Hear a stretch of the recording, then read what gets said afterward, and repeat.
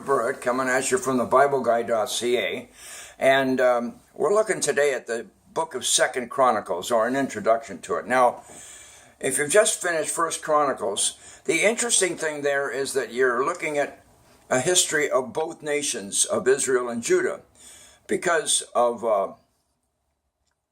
the reign of David.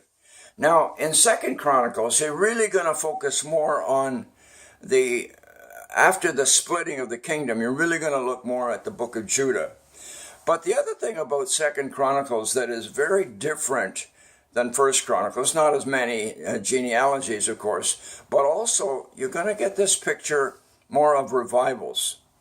You know, in North America, we had this Jesus movement, quote-unquote, revival in the 1970s. We had the Welsh revival in 1905.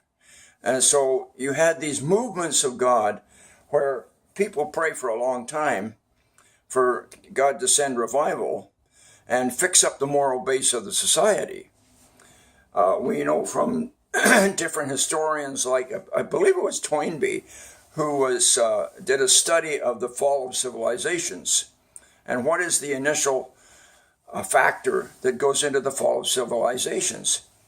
The destruction of the family, the attack on the family, destruction of the family, throwing out God, doing things your own way, as it said in the last verse of the book of Judges that we noticed. Everybody did what was right in their own mind. Well, that's the same as going on today. And the moral base of North America, the moral base of Western nations is just crumbling. And that's where people of God in churches, etc., myself and others, will be praying for revival, because we need that changing of the moral base within the society again. People get offended when, if I speak the truth from the Word of God, people get offended. That's not the way it is anymore. Well, that's exactly what I'm talking about.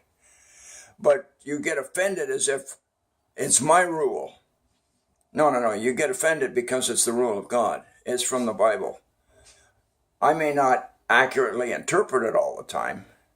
I may be wrong in my interpretation, but the Scriptures has a moral base. It's called the Ten Commandments, right? So we want to try to keep them as best as possible, and I'm not a great example. And there aren't too many people that are. But in 2 Chronicles, you get this picture of continuing revival over and over. Now, you got a bit of that when we were doing the book of Judges. 2 Chronicles is more pronounced, and we'll be focusing in on that. Have a great read. Grab a Bible. Come on along. We're just halfway through the year. We're doing really well, and we're on base. So we'll see you again from the Bibleguy.ca. Have a great day.